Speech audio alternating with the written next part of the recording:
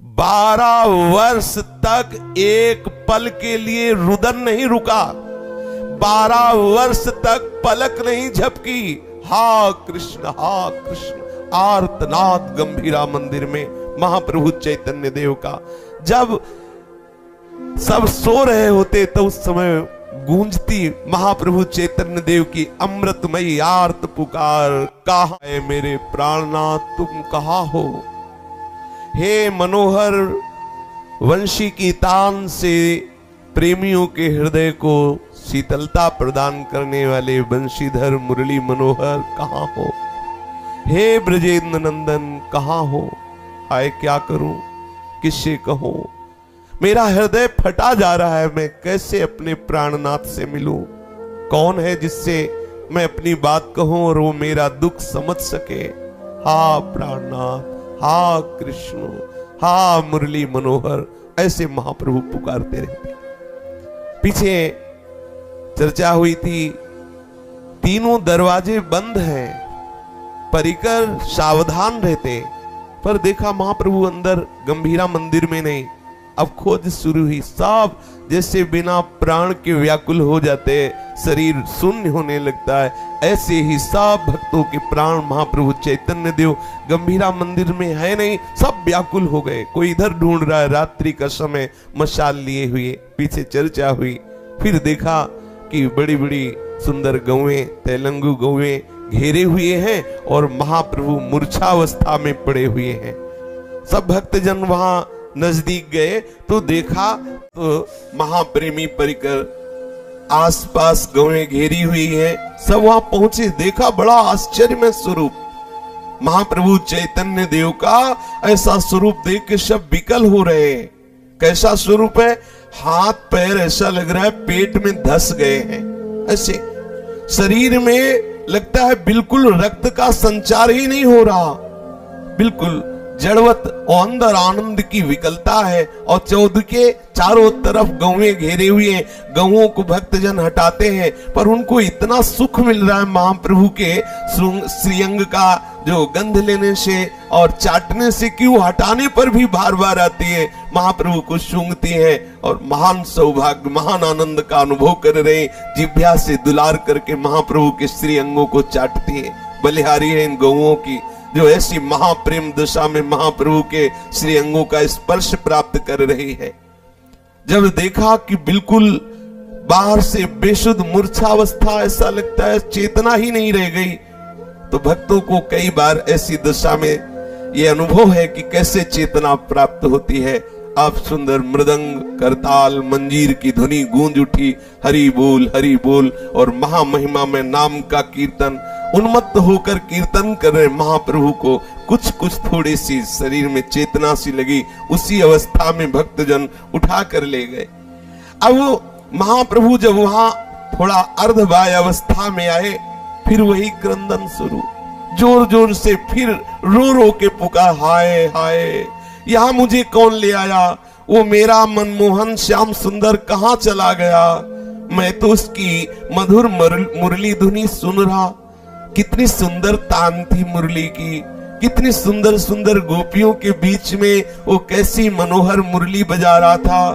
मुझे यहाँ कौन ले आया, मुझे उनसे कौन दूर कर दिया, प्रलाप कर रहे हैं। श्याम ने अपने संकेत के समय वो मनोहारिणी मुरली बजाई। उस मुरली रो में ऐसा आकर्षण था कि समस्त गोपियों के पांचों इंद्रियां पूर्ण रूप से उनमें आसक्त थी। और साथ में श्री किशोरी जी भी थी। कहां गई किशोरी जी, कहां गई, कहां गए श्री कृष्ण, वो कहां गई गोपियां। आहा कितना सुंदर कदम्ब कुंज, कितनी सुंदर ललित त्रिभंगी मनोहर मूर्ति श्री लालजू की, कैसा सुंदर राग रंग, ये सब मुझे कहां ले आए, ऐसे विकल हो रहे हैं। मैं तो अधरामृत पान करने वाला ही था, कितना सुंदर सौभाग्य था, ये मुझे वहां से कौन ले आया। बड़ी करुणा, बड़ी मधुरिमा, फिर विकल हो गए। हा कृष्ण, हा श्याम सुंदर। महाप्रभु के एक एक वचन में मादकता, मोहकता, प्रवीणता, पटुता, प्रगल्भता, परवस्ता, ये सब प्रेम की महामहिमा में स्थितियां प्रकाशित हो रही वाणी से। ऐसी आसक्ति भरी कृष्ण, हा कृष्ण, जो सुनते उनके हृदय फट रहे थे। ऐसी प्रेम रस आसक्ति से भरकर महाप्रभु पुकार रहे हैं। अरे वो तो मेरे से हंसी कर रहा था, मेरे साथ ठिठोलियां कर रहा था, कहां गया वो, कहां चला गया? ऐसे उन्माद अवस्था में महाप्रभु बोल रहे। फिर चौंक कर कहने लगे, स्वरूप यहां मुझे कौन ले आया? मैं यहां कैसे आ गया? मुझे यहां क्यों ले आए? अभी अभी तो मैं वृंदावन में कदम्ब कुंज में अपने प्राणधन श्री श्याम सुंदर की मधुर मुरली सुन रहा था, देख रहा था पास में किशोरी जू और समस्त गोपियां कितनी आह्लादित हो रही, वहां से मुझे क्यों ले आया गया? प्रभु की ऐसी दशा देख करके स्वरूप गोस्वामी ने तत्काल इशारा किया, श्रीमद् भागवत ली और महाप्रभु के भाव का शमन करने के लिए वो श्लोक बोलने लगे। श्रवण मात्र से फिर प्रभु को प्रेम उन्माद और बढ़ने लगा, जीव का त्यों वही उन्माद फिर, हा कृष्ण, हा कृष्ण। बार बार स्वरूप गोस्वामी से कहते, हाँ हाँ और सुनाओ और सुनाओ, ठीक है, वाह वाह कैसा मेरा प्रीतम सुंदर, ओहो कैसी सुंदर बंसी बज रही। प्रेमोन्माद में ऐसा रसमय प्रलाप करते और वो सुंदर श्लोक गायन करते। प्रेम छेद रुजो वगच्छति हरिर्नायम न च प्रेम वा स्थाना स्थानमवैति नापि मदनो जानाति नो दुर्बला अन्यो वेद न चान्य दुःखमखिलं नो जीवनं वाश्रवं दुत्रिणीयेव दिनानि यौवनमिदं हा हा विधे का गति। जब स्वरूप गोस्वामी जी ने श्लोक गाया तो महाप्रभु स्वयं इस श्लोक का भाव प्रकट करने लगे। हाय हाय कितने दुख की, कितनी असह्य वेदना की बात है, कितना निर्दयी है ये मेरा प्रीतम, कितना निर्दयी है। हम अबलाओं को तड़पते हुए देख करके भी इसे दया नहीं आ रही, ऊपर से ये मदन हमारे ऊपर प्रहार पे प्रहार करता जा रहा है। कितनी वेकली है, कैसी विवस्था है, कोई मेरे मन की बात को क्या जाने। अपने दुख का आप ही अनुभव हो सकता है, अपने पास तो कोई प्यारे की रिझाने की वस्तु नहीं, जिससे मैं अपने प्यारे को रिझा सकूं, ऐसी कोई वस्तु नहीं। अच्छा हम मान लेते हैं कि जो मेरा ये नव यौवन है, इस नव यौवन से हम प्यारे को रिझा लेंगे तो 2-4 दिन का है, इसका भी क्या भरोसा, ये स्थायी नहीं है, ये क्षण भंगुर है। मैं किस वस्तु से अपने प्रीतम को रिझाऊं? 2-4 दिनों के बाद ये अंधेरा ही अंधेरा, क्योंकि ये यौवन स्थायी नहीं है। हा विधाता कैसी वाम गति है, कैसा अपार दुख हम अबलाओं के ऊपर आपने दिया। भाव में डूबे हुए हैं महाप्रभु चैतन्य देव अपने को इस समय महाभाव में विकल करके फिर बोल रहे। मुझ अबला के ऊपर इतना प्रहार, एक तो मदन प्रहार कर रहा है, दूसरा प्रीतम निष्ठुर हो रहा है। हाय मैं किससे अपने दुख की बात कहूं? वैसे ही एक तो हम अबला, रहे सहे बल को इस विरह ने जलाकर राख कर दिया है। मैं तो अति दुर्बल अबला हूं, मैं इस दुख को कैसे सह सकती हूं? इस प्रकार प्रभु प्रलाप कर रहे हैं। विरह वेग के कारण आप ही विरह संबंधी श्लोक गायन करते हैं, फिर उनके भाव विकल होकर बोल रहे हैं। इस प्रकार एकदम भाव बढ़ा, फिर जोर से रो पड़े और चिल्ला करके कहने लगे, हा कृष्णो, हा प्राणनाथ, हा पद्मलोचन, ओ दिव्य सद्गुण के सागर तुम कहां छिपे हो? ओ श्याम सुंदर, ओ पीतांबरधारी, ओ रास विलासी, हाय मैं कहां जाऊं जिससे तुम मिल जाओ? कैसे मैं तुम्हें पाऊं? तुम कहो, जहां तुम मिलने के लिए कहो वहां मैं आ जाऊं। बड़े विकल होकर के महाप्रभु चैतन्य देव ऐसे अश्रु प्रवाह करते हैं और भागने लगते हैं। इतना कहते कहते प्रभु भाग रहे स्वरूप गोस्वामी जी और भी परिकर दौड़ दौड़ करके महाप्रभु को पकड़ते हैं, गोद में ले लेते हैं, बैठाने की चेष्टा करते हैं, मूर्छा को प्राप्त हो जाते हैं। महाप्रभु फिर चेतना आती, अश्रु प्रवाह। आश्चर्य की बात, ये 1-2 दिन, वर्ष 2 वर्ष नहीं, 12 वर्ष तक अनवरत कोई न त्रिभुवन में हुआ है, न ऐसा होगा। अगर कोई होगा तो वही होंगे। इतना प्रेम, इतना महाविरह प्रभु का कोई झेल ही नहीं सकता, नहीं झेल सकता। कोई शरीरधारी की सामर्थ्य नहीं हो तो स्वयं प्रभु है। इसीलिए इतनी महामहिमामय स्थिति का दर्शन करा रहे। जहां थोड़ा होश आता है फिर विकल होकर के पुकारने लगते हैं। ये बार बार उन्माद दशा, मोह दशा, और ये अत्यंत महिमामयी प्रेम की दशा इन्हीं महापुरुषों की कृपा कटाक्ष से प्रकट होती है। असंख्य प्राण हो तो प्रेमी एक क्षण में न्योछावर कर दे, ऐसा समर्पण होता है। महाप्रभु की ये दिव्य उन्माद अवस्था बढ़ती जा रही, और जो प्रेमी जन है उनका हृदय विदीर्ण हो रहा है। कैसे प्रभु की इस भाव दशा का स्मरण हो, कैसे प्रभु को हम सुख पहुंचा सकते। इतना आर्त अपने लोगों की तो वाणी में वो भाव ही नहीं, तो आर्त कैसे प्रकट हो। जब महाप्रभु हा प्राणनाथ कह के तो पुकारते, रोते, तो ऐसा जो प्रेमी उपासक जन सेवा में थे ऐसा लगता प्राण निकल जाए। इतनी विकलता होती महाप्रभु के पुकारने में, इतना प्रेम, इतना आर्त होता, इतनी मिलन की आकांक्षा, इतनी विवशता कि श्रवण करने वाले का हृदय फटने लगता। कैसे श्री कृष्ण मिले, जो सरस हैं, भावुक हैं, पर पीड़ा का अनुभव करने वाले हैं और श्रृंगार रस के उपासक हैं। उनका अत्यंत कोमल द्रवित हृदय ही थोड़ी भावना से समझ सकता है कि अपने प्रीतम के मिलन के लिए जब विरह तड़पन होती है तो कैसा होता है। ये तो कोई प्रेमी उपासक ही जान सकता है, जिनका अंतःकरण नाम जब से रसिकों के संग से, प्रेमियों के संग से लुजलुजा हो गया है। जरा सी बात सुनते ही आंसू निकलने लगे, हृदय द्रवित हो गया, वो इन प्रेम की बातों को समझेंगे। कठोर हृदय वालों के तो ऐसा, जैसे सब कथाएं होती है ऐसे ये भी कथा हो रही, उनको थोड़ी ऐसा लगे, लेकिन थोड़ा भी हृदय तो उसका हृदय फटने लगता है। हाय, मेरा भी तो जीवन शून्य हो रहा है, मेरे भी जीवन में तो निराशा है, कैसे प्रीतम मिले। वो ठीक हो ऐसे विकल होने की भावना करने लगता है। उसका हृदय तब समझता है कि कैसी विकलता होती प्रेम में, कैसी विवशता होती है प्रेम में। बलपूर्वक कोई इस प्रेम को प्राप्त करना चाहे तो किसी में इतनी सामर्थ्य नहीं है। ये तो दैन्यता पूर्वक प्रेमी जनों के संग से इस प्रेम का परिचय प्राप्त होता है। महाप्रभु की प्रतिपल विरह वेदना बढ़ती जा रही है। वो सदैव महाभाव में स्थित है, अपने आप प्रलाप कर रहे हैं, कभी मूर्छित हो जाते हैं, कभी कृष्ण को कहां पाऊं, श्याम सुंदर कैसे मिले, ये बार बार उनके मुख से निकल रहा है। दिन रात एक ही बात, बस कैसे पाऊं, कैसे मिलूं, कहां जाऊं, बस विकल हो रहे हैं। हाँ हे सखी, कोई मिला दे मुझे, श्याम सुंदर से मिला दे। वो कहां है नंद कुल का प्रकाश करने वाला चंद्रमा।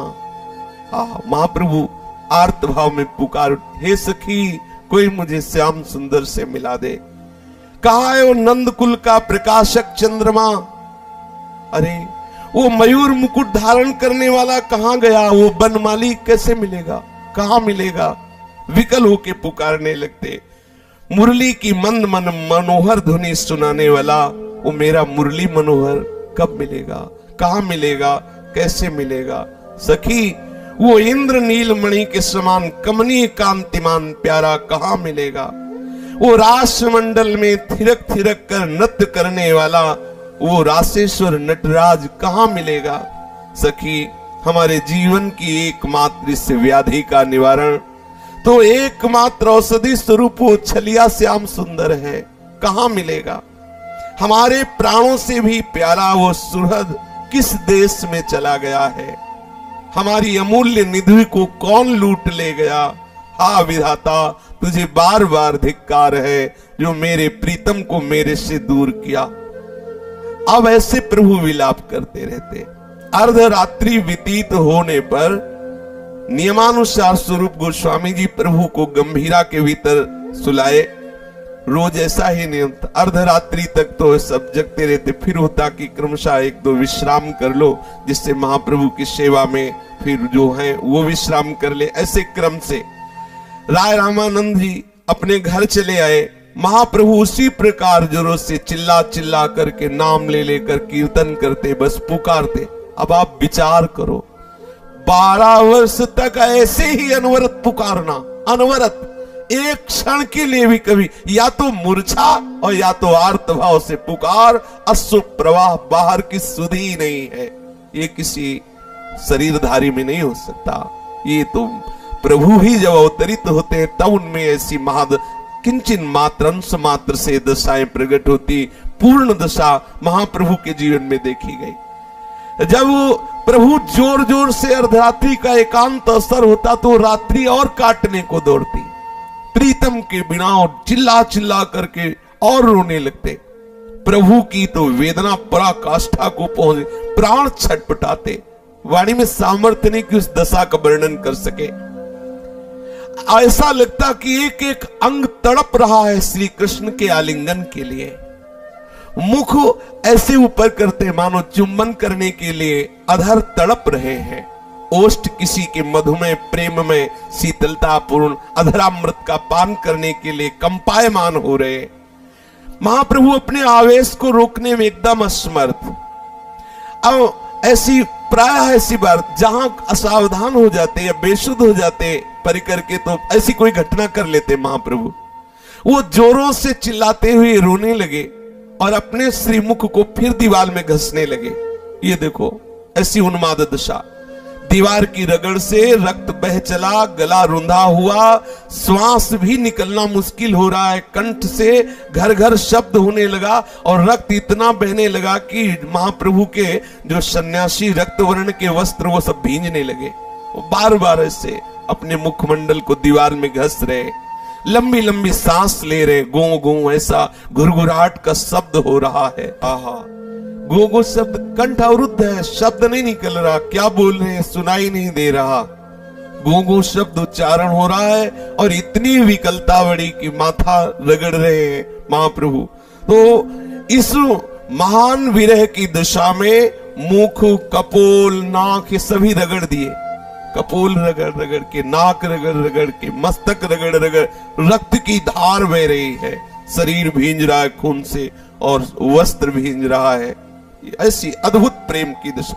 प्रभु जोर जोर से घो घो शब्द कर, जब स्वरूप गोस्वामी ने सुना एकदम चेतना आई, बाहर व्रती गई तो देखा अरे ये तो खून ही खून। महाप्रभु आश्चर्यचकित हो गए। महाप्रभु अपने मुख को दीवार में घसे जा रहे, अश्रु प्रवाह, उधर रक्त प्रवाह, वो नीचे रुधिर बह रहा है, गेरुए रंग के वस्त्र रक्त में शराबोर हो रहे, दोनों आंखें चढ़ी हुई, जोर जोर से मुख को रगड़ रहे, नाक छिल गई, कपोल छिल गए, मस्तक छिल गए। ऐसे से ही नाम के एक जीव के रोम होते ना एकदम खड़े, ऐसे महाप्रभु के एक एक रोम को वैसे एकदम खड़े प्रेम में।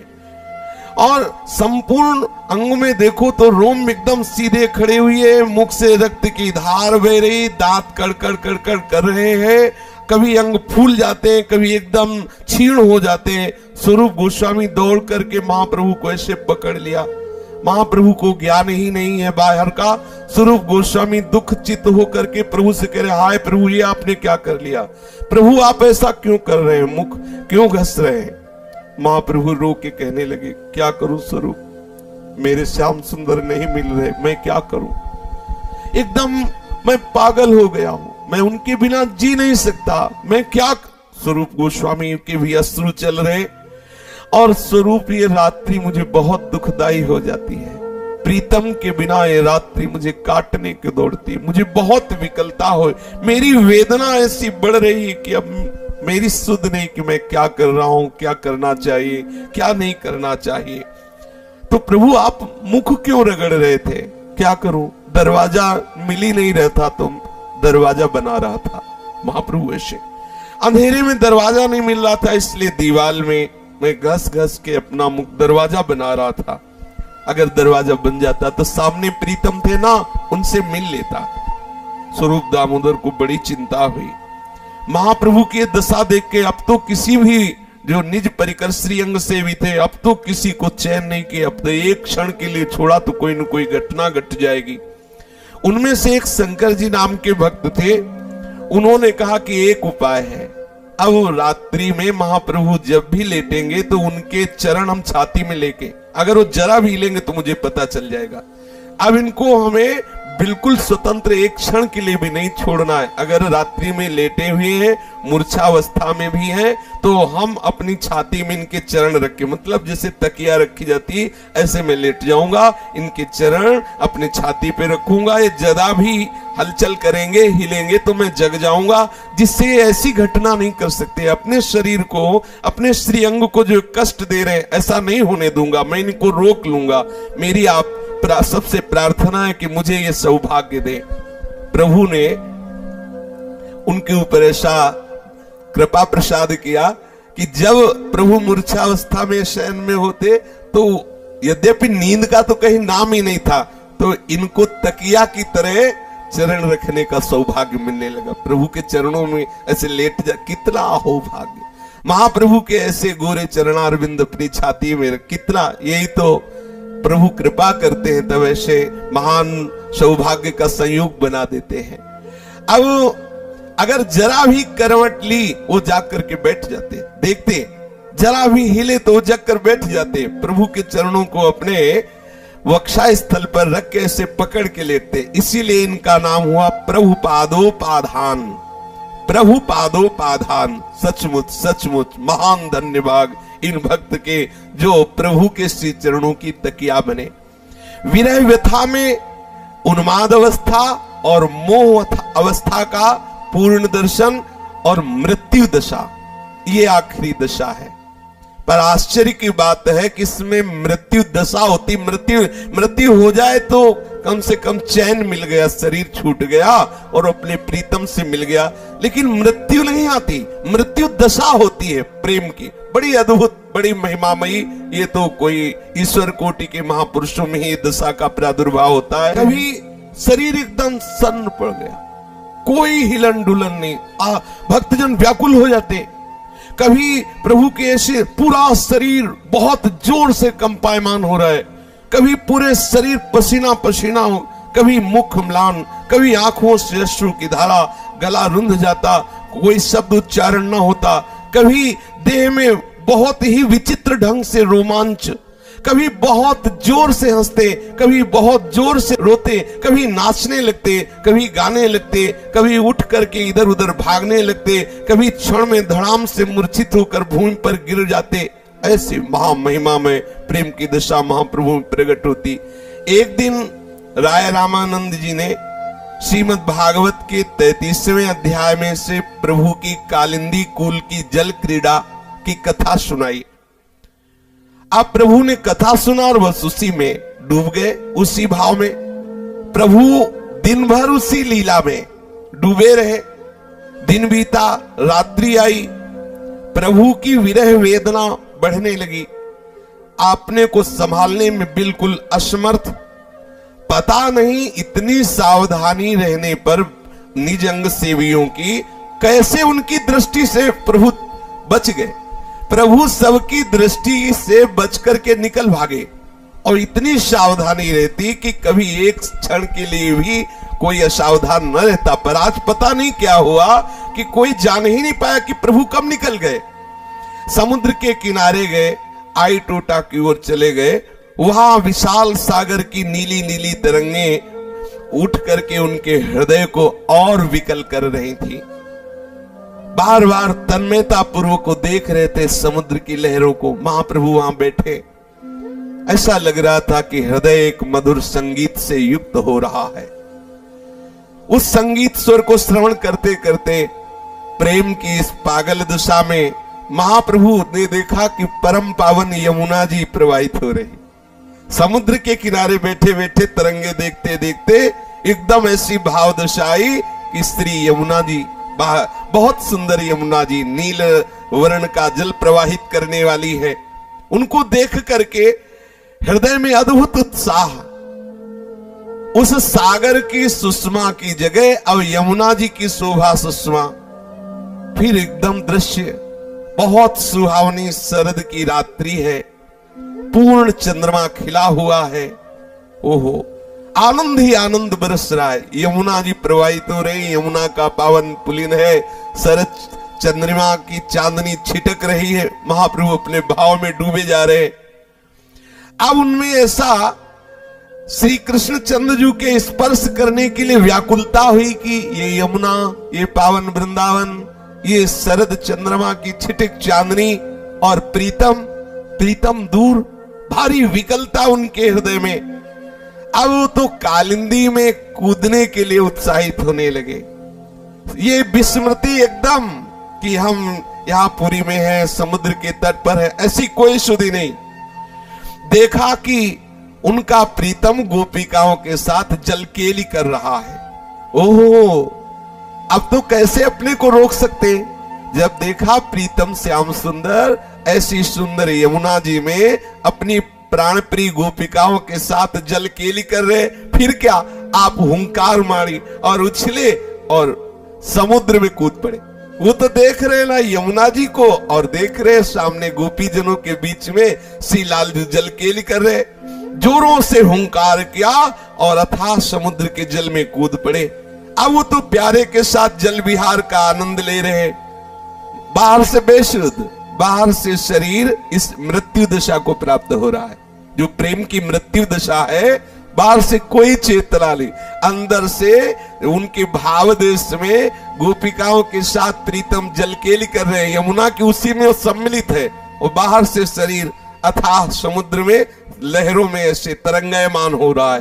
पूरी रात्रि बेसुध अवस्था समुद्र के जल में।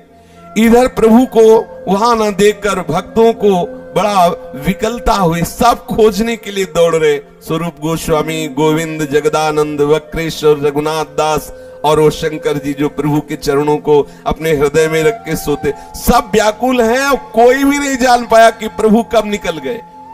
सब खोज में भाग रहे हैं।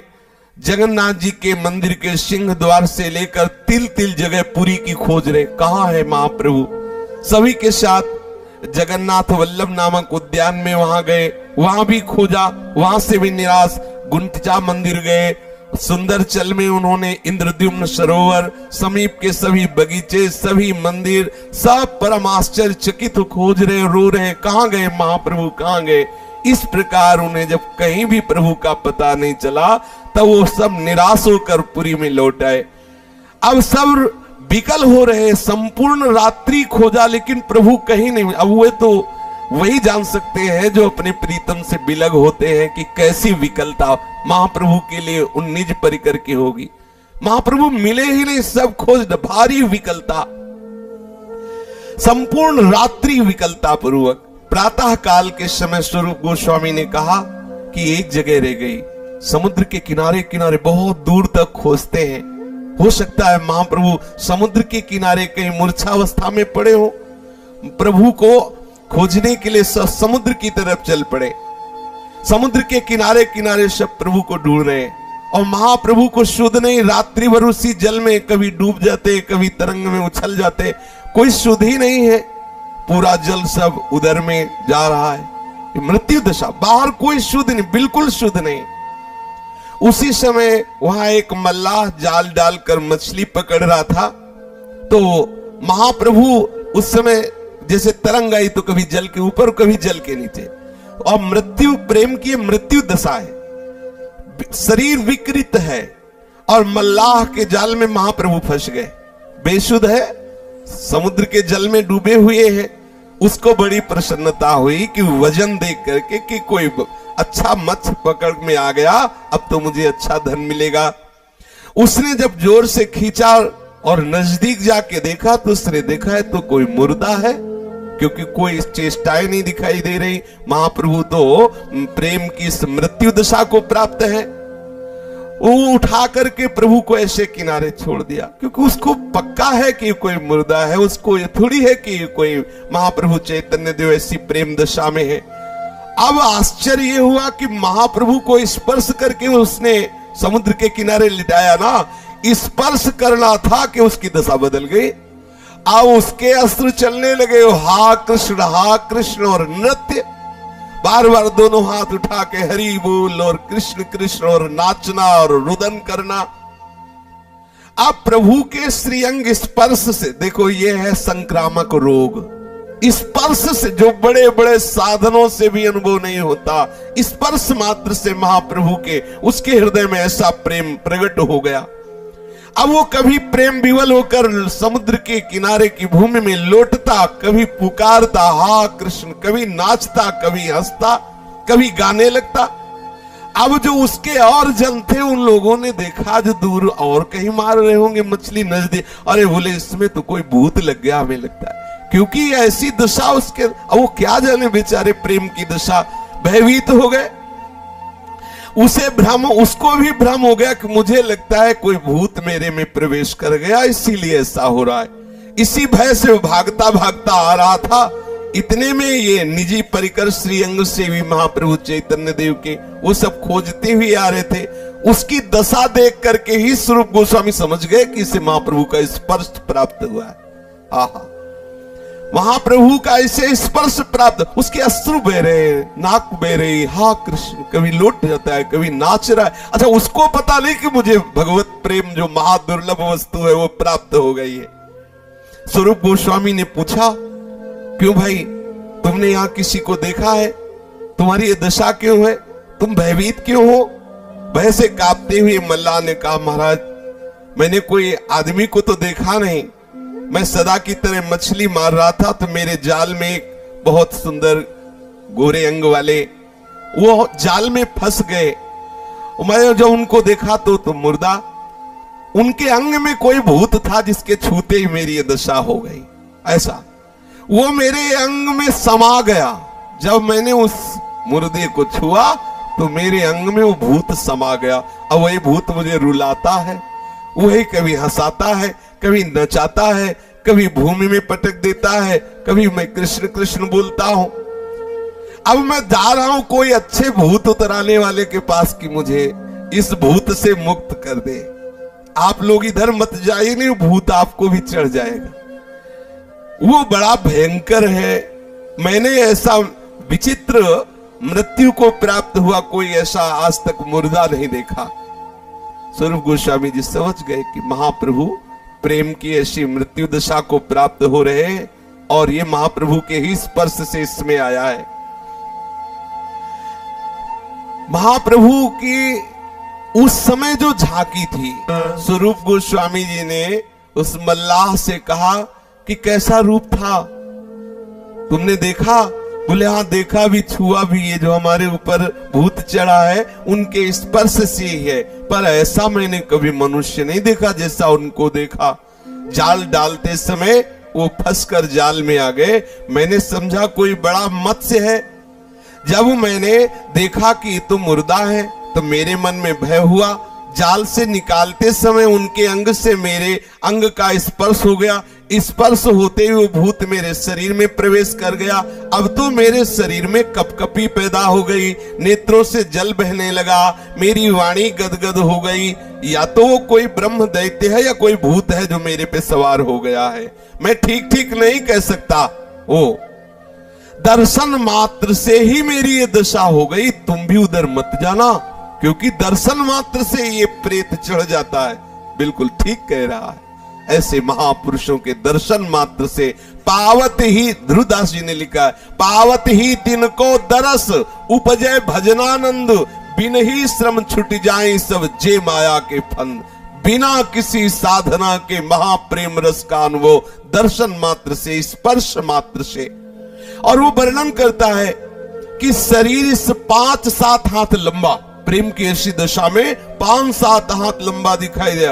एक एक हाथ पांव 3-3 हाथ लंबे, ऐसे लंबे, मतलब अस्थि ऐसे छूट गई है केवल त्वचा से ढके हुए, ऐसे 3-3 हाथ लंबे। और हड्डियों की संधियां सब खुल गई है। शरीर के ऊपर का चर्म लुजुर लुजुर हो रहा है। और उसको देखकर कोई भी भयभीत हो सकता है। उनके प्राण नहीं रह गए। विचित्र नेत्र चढ़े हुए हैं, अचेत अवस्था है। मल्लाह के मुख से सुनकर स्वरूप गोस्वामी समझ गए कि महाप्रभु ही है। उनके अंग के स्पर्श से इसकी प्रेम दशा हो जागृत हो गई है। भय के कारण से पता नहीं कि ये प्रेम है, उसे वो भूत समझ रहा है। ये सोचकर कहने लगे, तुम ओझा के पास क्यों जाते हो? हम बहुत अच्छी ओझाई जानते हैं, भूत उतारना हम जानते हैं। कैसा भी भूत क्यों ना हो, हमने जहां मंत्र पढ़ा नहीं, बस वो उसी क्षण भूत भाग जाता है, वो फिर दोबारा नहीं चढ़ता है, फिर वो उस क्षण भर नहीं ठहरता। ऐसा कहकर स्वरूप गोस्वामी ने झूठ मूठ उसको ऐसे ही दिखाया कि मैं भूत झाड़ लेता हूं, जिससे उसका स्वस्थ चित्त हो जाए। उसको भ्रम हो गया कि मुझे भूत, उसके मस्तक पे हाथ रखा, ऐसे भगवान नाम अंदर ही अंदर उच्चारण किया और कहा मुझे इस मंत्र की बहुत सिद्धि है कि भूत रह नहीं जाता है। और उसके गाल पर 3 तमाचे मारे, क्योंकि तभी तो सही वाले उसकी चेतना जागृत होगी। मस्तक पर ऐसे छुआ, भगवान नाम स्मरण किया और 3 थप्पड़ उसके तमाचे मारे। अब भूत तो था नहीं, अब इनके स्पर्श से उसे चेतना जागृत हुई, तो ये भ्रम चला गया कि भूत है। उसने कहा हाँ चला गया। जब 3 थप्पड़ पड़े, चेतना जागृत हुई, इसने कहा, तब गोस्वामी जी ने कहा कि तुम जिसे भूत समझ रहे हो, भूत नहीं, ये तो अनंत जन्मों की साधनाओं से भी न मिलने वाला प्रेम है। ये तो महाप्रभु चैतन्य देव के स्पर्श से तुम्हें ये दुर्लभ प्रेम प्राप्त हुआ है। तुम ऐसी भावना मत करो कि तुम्हें कोई भूत स्पर्श कर लिया है। और जिनको तुमने देखा वो महाप्रभु गौरांग देव चैतन्य देव है। प्रेम की मृत्यु दशा का उनके हृदय में आवेश हो गया है। हम सब उन्हीं की खोज कर रहे हैं। मल्लाह तो बहुत प्रसन्न हो गया, सभी भक्तों के चरणों में गिरा कि आपने बचा लिया, नहीं तो मुझे भ्रम हो रहा था कि कोई भूत मेरे ऊपर चढ़ गया। सब प्रभु के पास पहुंचे, देखा स्वर्ण के समान प्रभु का शरीर चमक रहा है।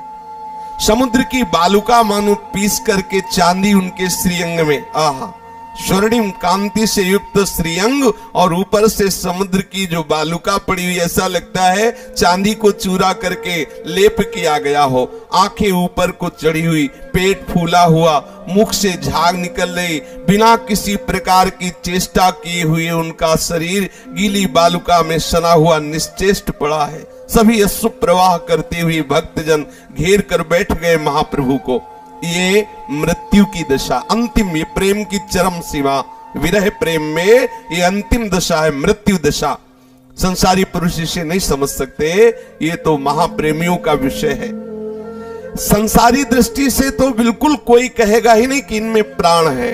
बिल्कुल पूरे लक्षण मुर्दे वाले इस दशा को प्राप्त महापुरुष में बाहरी प्रकट होते हैं। चैतन्यता की कहीं भी कोई भी वृत्ति नहीं दिखाई दे रही। एकदम बालू में सने हुए समुद्र के किनारे पड़े हैं। बिल्कुल ऐसा प्रतीत हो रहा है कि प्राण रहे नहीं गए, प्राण नहीं संचलित हो रहे। किंतु रागानुगामी भक्तजन जानते हैं कि प्रेम की एक ऐसी दशा होती है विरहिणी के हृदय में। इसे मृत्यु की दशा कहते हैं, प्रेम की अंतिम दशा है। श्री गोविंद दास जी एक पद उद्धृत करते हैं इस प्रेम की दशा का। हे श्याम सुंदर, कुंज भवन में तुम्हारे नाम को विरहिणी दिन रात रटती रटती ऐसी दुर्बल हो गई है कि प्रेम की मृत्यु दशा समीप आ गई है। कुंज कुटीर से उसे बाहर कर लिया गया है। प्यारे माधो, तुमसे क्या कहूं, बाहर आने पर उसकी मृत्यु हो गई ऐसा दिखाई दे रहा है। सब सखियां उस मृत्यु दशा को देखकर रुदन करने लगी है। उनमें एक चतुर सखी थी, उसके कान में तुम्हारा नाम बार बार कहने लगी। थोड़ी देर के अनंतर में देखा गया कि तुम्हारे नाम के प्रभाव से फिर प्राण संचलित हुए, नहीं तो मृत्यु दशा को प्राप्त हो गई। फिर वो थोड़ी देर में शुद्ध आती है, गदगद कंठ से हा श्याम ऐसी पुकार उठती है। ये मृत्यु दशा सब गोपियों को प्राप्त हो रही है। श्याम सुंदर, तुम्हारे बिना अगर वो जीवित है तो तुम्हारे नाम को सुनकर, तुम्हारे नाम के बल पर जीवित है। अगर तुम्हें इस बात पर विश्वास नहीं हो रहा है तो चलो हमारे साथ देख लो चल के। ये प्रेम की दशा महाप्रभु चैतन्य देव में प्रत्यक्ष समस्त भक्तों के मध्य में दिखाई। महाप्रभु के सिवा किसी और की सामर्थ्य नहीं ऐसी दशा का दर्शन करा सके, क्योंकि किंचन मात्र अंश मात्र में दशाएं प्रकट होती है। आप सभी भक्तों ने जोर जोर से नाम कीर्तन प्रारंभ किया, बिल्कुल चेतनाहीन, बिल्कुल मतलब किसी भी तरह की कोई चेतना नजर नहीं आ रही। अगर प्रेमी जन ना हो तो सबको यही विश्वास हो जाएगा कि शरीर पूरा हो गया है। जे ही कीर्तन हुआ काफी देर तो हुंकार करते हुए महाप्रभु के शरीर में एकदम चेतना जागृत हुई। जैसे बताया कि कुंज भवन में वो गोपी विकल है, थोड़ी देर में मृत्यु दशा प्राप्त हुई, सबको लगा वो पधार गई, कुंज भवन से बाहर लाए। फिर जब श्याम नाम का उसके कान में जोर जोर से गान किया गया, फिर उसमें चेतना आई। ठीक यही दशा महाप्रभु चैतन्य देव, जे ही खूब जोर जोर से कीर्तन हुआ, कीर्तन के प्रभाव से पुनः प्राण, ऐसा लगा प्राण संचलित हो गए, हुंकार के साथ महाप्रभु में चेतना आई। अब वो महाप्रभु वर्णन करते, अरे मुझे यहां क्यों बुला लिया, मैं तो समस्त सखियों के साथ यमुना जी के सुंदर शीतल जल में अपने प्राण प्रीतम श्याम सुंदर के साथ जल केली कर रही थी। ओहो, कभी मैं उनको भिगो रही थी, कभी वो मेरे ऊपर जल छिड़क रहे थे। ये क्या हुआ, तुम लोग मुझे यहाँ क्यों ले आए? ये देखो, बाहर से दिखाई दे रहा है मृत्यु दशा और अंदर से कहाँ डूबे हुए। बाहर से सुनने वालों को लगेगा ऐसी भी भयंकर दशा, अरे जो बड़े बड़े योगियों के ध्यान में नहीं आते, उन प्रभु के साथ जल केली कर रहे, उन प्रभु के साथ महाआनंद में लीला में डूबे हुए, बाहर से शरीर की ये दशाएं दिखाई देती है। तो जब प्रेम का प्रतिक्षण वर्धमान स्वरूप प्रकाशित होता है तो ये प्रेम की दशाएं प्रकट होती है। शेष चर्चा आगे। श्री राधा वल्लभ लाल की जय।